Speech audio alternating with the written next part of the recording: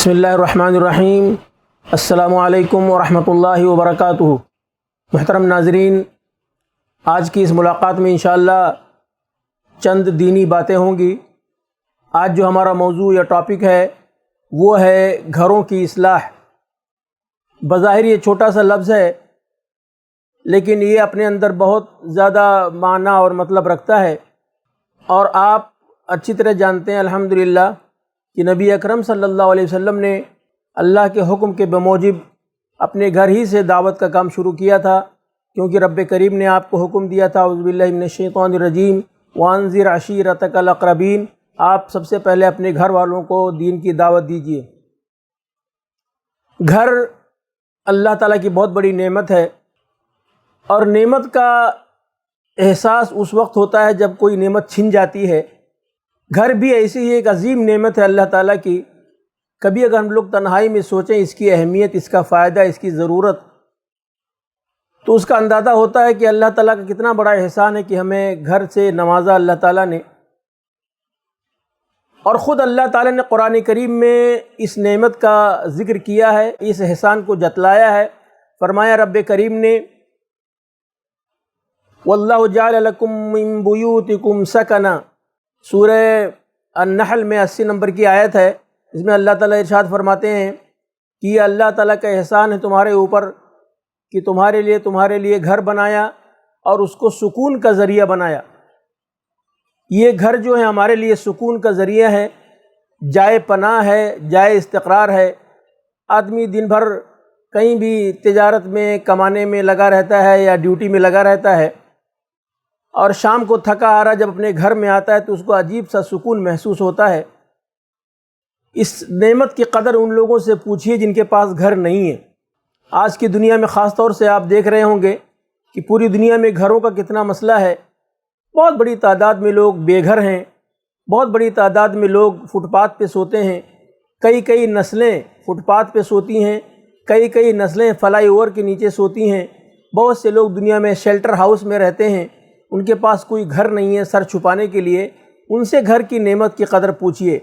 اس لیے اگر اللہ تعالیٰ نے ہم کو گھر دیا ہے، یا گھر بنانے کے لائق ہم کو بنایا ہے، یا کرائے ہی کا گھر اگر ہمارا ہے الحمدللہ، تو ہمیں اس نعمت پہ اللہ تعالیٰ کا شکریہ ادا کرنا چاہیے۔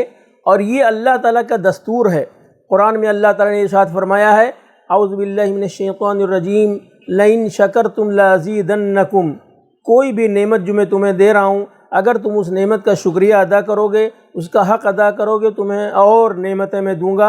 اور اگر غرور میں ہو، لاپرواہی میں ہو کہ یہ گھر تو میں نے اپنی محنت سے بنایا ہے، اس میں میرا پیسہ لگا ہے، اس قسم کے خیالات اگر آئیں گے تو اللہ تعالیٰ ناراض ہو جاتا ہے کہ تم نے میری نعمت کا شکریہ ادا نہیں کیا۔ فرماتے ہیں رب کریم وَلَئِن كَفَرْتُمْ إِنَّ عَذَابِي لَشَدِيدٌ، اگر تم میری ناشکری کرو گے تو پھر میرا عذاب بڑا سخت ہوتا ہے، بڑا دردناک ہوتا ہے۔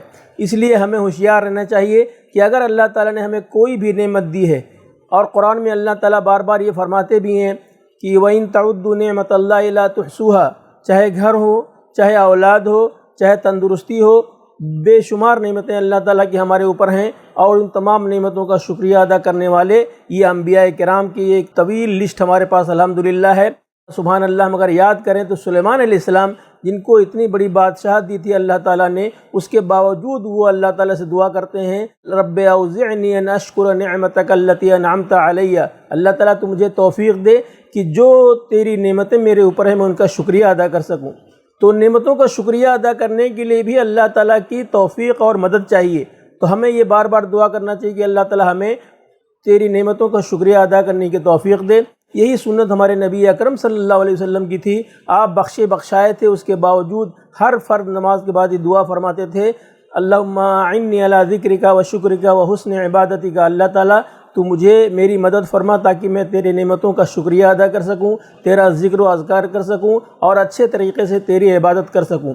تو یہ بہت بڑی نعمت ہے الحمدللہ جو ہمارے اوپر الحمدللہ ہے، گھروں کی نعمت جو ہمیں ملی ہوئی ہے۔ بعض قوموں کا تذکرہ اللہ تعالیٰ نے قرآن مجید میں کیا ہے کہ اللہ تعالیٰ جب ان پر ناراض ہوا، خاص طور سے بنو نذیر کا واقعہ اللہ تعالیٰ نے سورہ حشر میں بیان فرمایا ہے کہ جب انہوں نے بدعہدی کی یہودیوں نے، یہ بنو نذیر یہودی قبیلہ تھا، آئے تھے یہ لوگ باہر سے مدینہ میں اللہ کے رسول کی تلاش میں، لیکن جب اللہ کے رسول عرب قوم سے آئے تو ان لوگوں نے بغاوت کیا اور مشرکین کے ساتھ عہد و پیمان کیا، اور مسلمانوں کے ساتھ جو عہد و پیمان کیا تھا اس کو توڑ دیا، خلاف ورزی کیا، تو ان کے ساتھ جنگ ہوئی اللہ کے رسول کی، اور اللہ تعالیٰ نے پھر ان کو ان کے گھروں سے نکال دیا۔ اور اللہ تعالیٰ نے قرآن میں فرمایا هو الذی اخرج الذین کفروا من اہل الکتاب من دیارہم لأول الحشر، کہ اللہ تعالیٰ نے ان کو بے گھر کر دیا اور پھر وہ لوگ دنیا میں ادھر ادھر کی ٹھوکریں کھاتے رہے، اور آج بھی در بدر وہ پھر رہے ہیں۔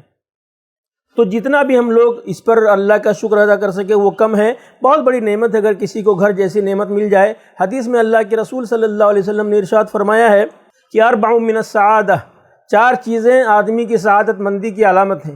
آدمی سعادت مند ہے، خوش و خرم ہے، اس کی 4 علامتیں اللہ کے رسول صلی اللہ علیہ وسلم نے حدیث پاک میں ارشاد فرمائی ہیں۔ اس میں یہ ہے کہ سب سے پہلے آپ نے فرمایا الزوجۃ الصالحہ، نیک بیوی مل جائے، والبیت الواسع، اور کشادہ گھر مل جائے۔